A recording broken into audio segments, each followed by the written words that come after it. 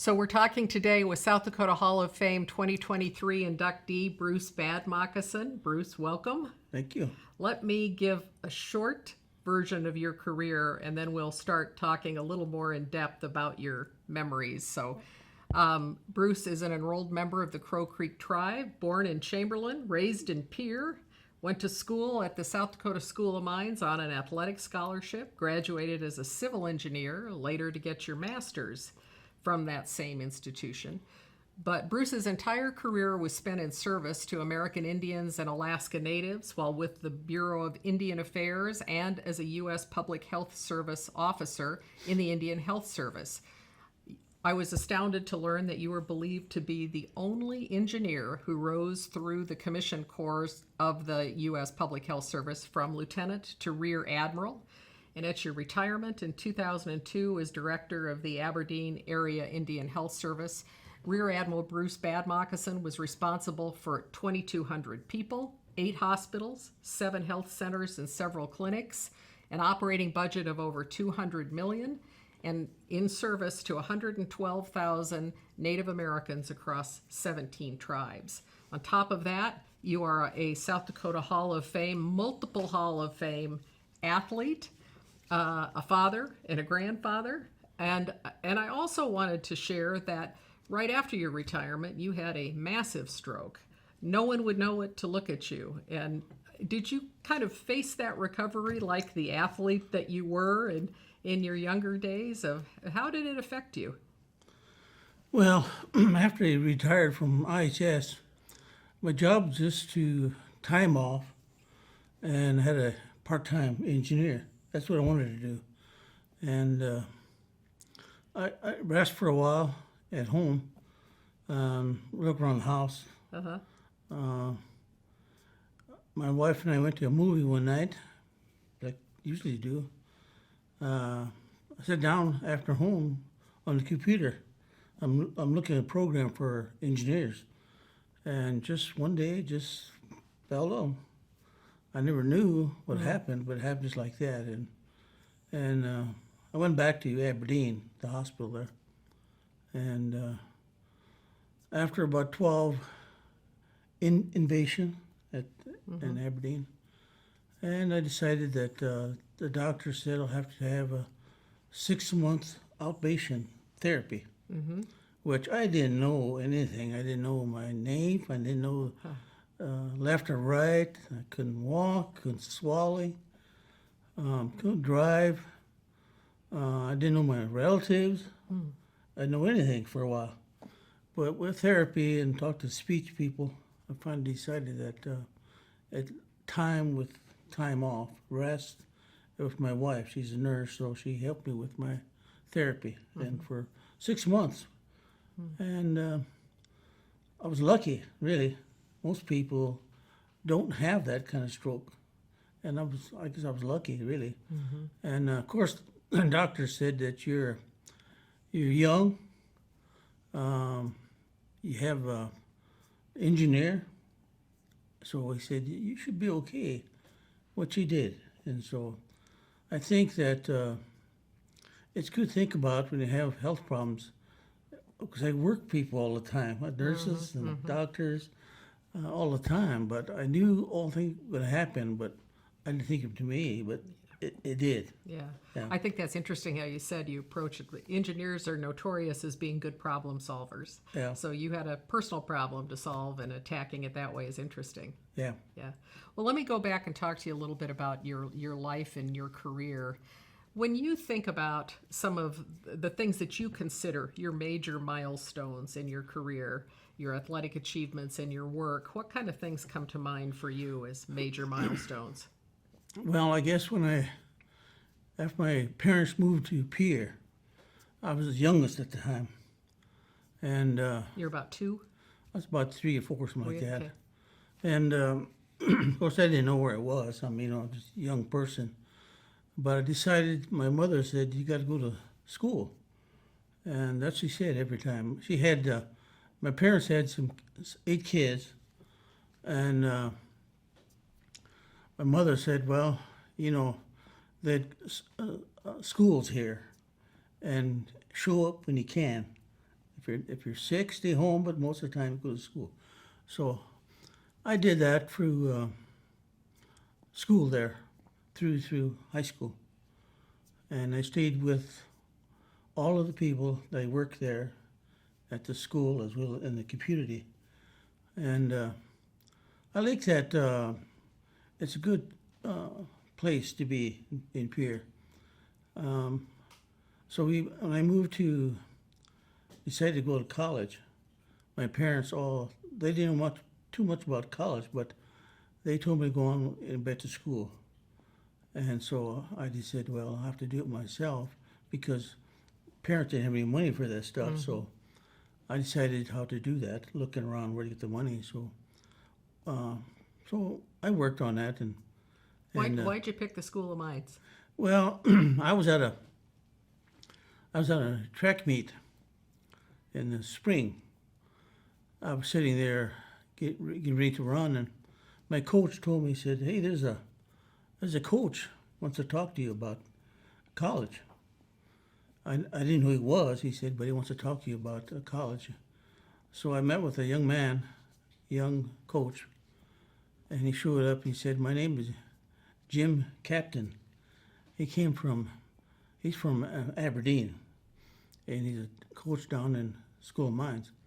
He told me that, he said, somebody told me that you want to be an engineer. Oh yeah, I've been my wish or a vision, something that I want to be an engineer. So I told him that that's what I wanted to do. He said, well, School of Mines is a place, it's all engineers. So he said, if you can do that. And I said, well, I'm going to try it, Well, I'll do the best I could do, And he said, well, when we have at School of Mines, they have sports. Cross country, you could be basketball, track, football, whatever you want to play. He said, well, no, I like to run. That's a big thing in my life. I run all the time. And of course, basketball was my life. I mean, we had two younger brothers, and my cousins, they all basketball all the time. So basketball is a part of my life. And so I went to School of Mines. It's a small town, but it's a small place that I thought if I went to school, I'd have more teachers to help me. Mm-hmm. So that's what I did. First of all, I think you're underselling your athletic. I just want to give some detail about your athletic skills. This isn't your first Hall of Fame. You are in the SDIC, South Dakota Intercollegiate Conference Hall of Fame, the South Dakota School of Mines Hard Rock Hall of Fame, the South Dakota High School Basketball Hall of Fame, and the Pierre Athletic Hall of Fame. So I imagine that the School of Mines was thrilled to get you. Not known for its basketball prowess and history, they were probably thrilled that you were interested in being an engineer. Well, I think that the courses, I always thought about myself, do the best I do. My grandfather told me that if you're in sports, maybe you won't win, you're going to lose. But what you do out there, what you got to do is do the best you could. And he said, don't be mad to people, they're good people. And he said, you play with the good players and teams. So that's what I did. And what I did was that I did everything I could. The start was high, and myself, I thought I would do this for somebody else below me. And my players, what I do it fast, and I'm no patient. That's the kind of person I am. I want to do something, just do it. You just don't talk about it. You act. You don't wait for someone to do it. That's what I did. Well, that certainly became a lesson that then transcended to your professional life. And I could talk a lot about your athletic career, but I do want to move on to your professional career because it was just as impressive. A lot of the changes that you made in the way that things operated. How did you get from graduation to your career? What was your career path? Well, my dad worked on building buildings, bricks, blocks, with mud, hard work. And I worked with him sometimes on weekends. Mm-hmm. So over the years, I thought, when I want to be somebody like that, I don't want to be somebody out there with the hard stuff because it won't last too long. So I decided, well, best thing for me to do is be an engineer, and which was civil engineer. So I decided I'd do it. Now, of course, I didn't know if I'd make it or not. I met the people there. They're in the same thing, and same courses, class. We did everything we did, especially in the class, in the sports. So you're with people around all the time, with you. That's what I did. I got some students. I had some frat brothers around all the time. Of course, my family is always checking me. In those days, I didn't have phones, so we had letters. Those days, so I said a letter and tell me what I'm doing.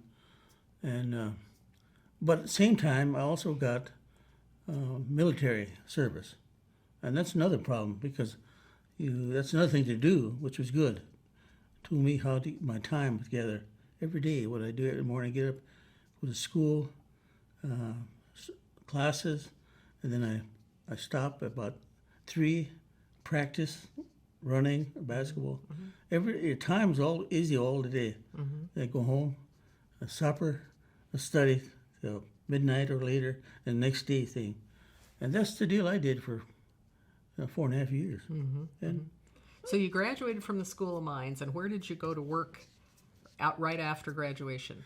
well, after graduation, after military, they gave me I signed up. They said, when you sign up, when you graduation, you'll get a commission as a second lieutenant at your graduation. And you'll have an order what you're going to do with you, maybe up to years. Well, I didn't know. I didn't care. I'd go. Whatever. And this was with the Public Health Service. You were commissioned in yeah. the U.S. Public Health Service. Yeah, Okay. it's Army Okay. and engineers. So I waited to my graduation. I had a job with a machine business, IBM, and they were into computers and all the mission stuff for business people. So I had that job first for a while. Well, it lasted about 4 months. We had to go back to my military. So I left that. When I got done, I said, well, I didn't want to be into that because I wasn't outside. I was out in the field, survey, draws, drawing. I wanted to do that first. So I left them. I went for Bureau of Indian Affairs at the engineers. So I went outside and built roads. As a young engineer and a young professional, were there any people that were role models or mentors to you along the way? And when I went to school, first 2 years, School of Mines is a good time because the teachers told me that people won't make it. Some will make it, some won't. And so I looked around thinking, well, maybe it's one of them, maybe it's me, but I said, well, I'll do the best I could, so, but I made it, and had some friends stayed with me, and we fighted just like that, everybody. So what is it, and in the times I've gotten to know you, you are notoriously humble. But I wonder if you would talk about what is it about you and what you did as a professional that led you all the way up to be the director of the Aberdeen Area Office for the Indian Health Service and that massive responsibility. What made the difference for you? Well, I always thought all this time that I wish to be an engineer. That's what I wanted. That was my direction. And so I just said, focus on that stuff. First in and out. And so I decided that when I go wherever to go, so I decided I would go the jobs that would do that job. So I did roads for a while. I liked it, but I wanted to get into the communities, the people in need. And most of the people I seen, they had no houses. They had the old, lone shack type houses. No indoor, nothing, no power. They had some roads maybe. So I decided that's what I wanted to be back where I came from. That people. So that's what. So I did that. That was the thing to do that, and and I really that I would go out there and talk to the people in the house, and of course the council about the things people what they need out there, and so that's what I did. I talked to the people, and of course my job was to go out there and talk to my bosses and people in DC that see about the funds for whether it's housing, for its water, sewer, landfill, hospitals, health centers. And I did that. I got there and I looked at the doctors and nurses and pharmacy, lab, talked to them all the thing at the place they live in. The small places. They were all small places. So I went through and did all this stuff, and there's a progress doing that. You have to do everything. You got to do all change. But the government, it takes a long time. One day and then this week. It takes time, and that's tough to do because the people want the stuff now, but they don't have that fast. And so I decided that after I left Aberdeen, engineer. I left there about 16 years, engineers, and I decided, well, maybe I'll go the other way, which is go on the management direction. People, the funds, and that's stuff that I thought I could do it. And I did it real good, except it's tough dealing with people. I don't care what it is. And everybody's got problems. And everybody wants more health care for special stuff, cancer, diabetes, still going on, so I work these old people, and it's good. I had good staff, people who worked for me, and that was good for me with good staff around me, and so that's what I did. I went from engineers and something up more to do. But in reading about you, it seems to me that you brought a lot of what you learned along the way as an engineer to administration. And I read one of the things that you changed is when you became the area director, you said, I'm not staying in my office. I'm going to go meet with people where they are. And you convinced people out of the DC area and Maryland to do the same thing. And I understand that hadn't been done before. I guess, all of us, anybody, what it is, if you're dealing with the government people, there's little people in D.C. area, and some of the people never seen Indian people. They've never been out there. So some of them came to South Dakota. I came out to Cheyenne River, remember. Nobody been to those little places over there. Their health center place was like a house. It wasn't a hospital or a health center. It was some type of like a building. But so I took them out there myself, and I said, they asked me, said, how do those people out here, they get sick bad? If you can't do it at the hospital or take it in the health center, what do you do with them? Ambulance and a car. Maybe have money, maybe you can fly them. If we have money, you can do that. So I got people out there that never been there. They've been out to these places. They say, how long does it get there? Well, 2 hours. And some of them don't make it. How did that affect processes and the people that you worked with? Well, I think that, I always talk to elder people who's been here all this time. And they've seen this before. They've been all this before. So I listened to them about what did you have to do? Well, same thing I told you. They told me they could get this, but it never shows up. Why? Well, what goes on back there, it's another deal over there, whether it's going on. So, well, you kind of worked it the other way, though, too. You convinced tribal leaders that instead of going individually, that they should get together when they Right. were asking for money. You bet. I told them that if you want the hospital, you should get together. Tell them this is for people. They're for Indian people, and so next year there's somebody else. Somebody could be this. So in that years they didn't have a new hospital for a long time. So I was there. I got some new hospitals, health centers, and a bunch of them on the list now. We just got now they finally got the money for what to be Susan, but now it's in Rapid City. Yeah, so that's for people who don't know, the Ayate Health Center that replaced the 1930s falling down Susan building is a major, beautiful facility, and you Right. were in this strategy kind of helped with the construction of Ayate, making that happen. Yeah, it like Rapid City is different. I mean, there's no tribe in Rapid City. It's a people that went with their healthcare. They're from different tribes all over. They're from around South Dakota, North Dakota, Montana, Wyoming. They used to come there. Now now the board now it's a board now. When you look back over the arc of your career, the 40 some odd years that you worked, what are you proudest of? Well, I guess the best thing I would say, I looked at the things I wanted to do is like I did before when I was the engineer. It's always the things to the people. And I'd go out there and talk to the people.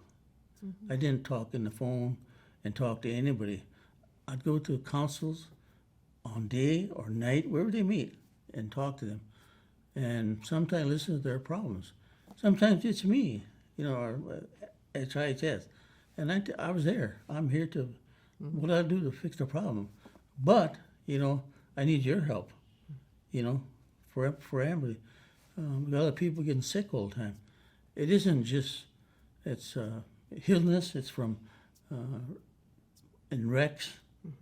That's happening all the time. And there's not enough money to cover everything. There's enough money to handle all that. So I said, what you got to do is, you help me, I help you. We do this together. And, the biggest thing was, what I had to do was try to get the trust of me. I'm Indian, but still, sometimes it makes me, I'm the governor, that maybe I'm not the problem. But no, trust me, and I'll help you. And so that's what I did. And I helped those people. That's what I did. In your the public doesn't get to see really anything but your bio and the Hall of Fame documents, but as one of the judges, I have the great luxury of getting to see what people say about you. And people who supported your nomination, who worked for you, wrote very movingly of the role that you played in their lives and the patience and your power of listening, and that you were even-keeled. You didn't get ruffled by a lot of things, but the support that you gave to people who worked for you. And I know you and I have talked about how developing people around you was really important, that you made that a priority too. Yeah, I think when in Aberdeen, the staff they're from this area. Most of them are from here. And they went to school on the res, maybe in the public school. So when I showed up, I just said, leave it to people, work with them, how to do their job. If you got a graduation, a degree, do your job. We'll train you, send you where you got to go. That's what I did. And I told them that I'm help you at your job for the Mission people every day. And that's what I work with them. Well, I know you started a lot of advanced education programs and advanced licensing for people. You encouraged them to get deeper in their professional experience, and they wrote about that and how much they appreciated that. But one thing I want to ask you, because you talked a lot about working with people and caring about people and building relationships with people. What do you say when young people, whether it's your grandkids or kids that you come across who know about you, when they ask you for advice or when they ask you about obstacles, what advice do you give them? Well, I think most of the people that they think about their parents or grandparents. They talk about a vision about them or a wish, what they want to do. And I said, well, that's, you have to do is think about what you want to do. Don't think about it after it. Do it now, whatever it is. And what you got to do is you got to think about focus something, direction. You got to do is think about the people around you, about them. What you got to do things every day. What you got to do it. I always told them that. I mean, it's the schools are there. The school, and work with the teachers. If not your parents, talk to your cousins, people in council, or somebody can talk to you about what you want to do. And I told them that go out thinking about the hope what it is you got to do. Think about the faith, what's going on. Those things will happen every day. About your parents, grandparents. And that's what I did to my grandfather. I had just one grandfather, most of them are gone. My grandfather. He never talked. I mean, he talked to me when I asked him, and he'd tell you what it is. And I listen, he tells me what to do. So I listened to him, and he told me, he said, don't think about around you. He said, what you got to do is that all the people you work with, I don't care what color they are, what the color or whatever, we have to work with them and make things better for yourself. Believe yourself about what you're doing. That's what you got to do. I said, that's what I did. I had a lot of friends in college, and they helped me about what I should do. Some are real good people. Sometimes there's not so good, but on the end, I had most of good people. And so I tell the young people, if you can go to school, it isn't a 4-year college, maybe it's 2-year, maybe get a skill or something. You can build a house. Do something different, not just think of something to do. Well, I think that is great advice and great words to live by, however old you are. Yeah. So, Bruce, thank you for your time today, and congratulations on your induction into the South Dakota Hall of Fame.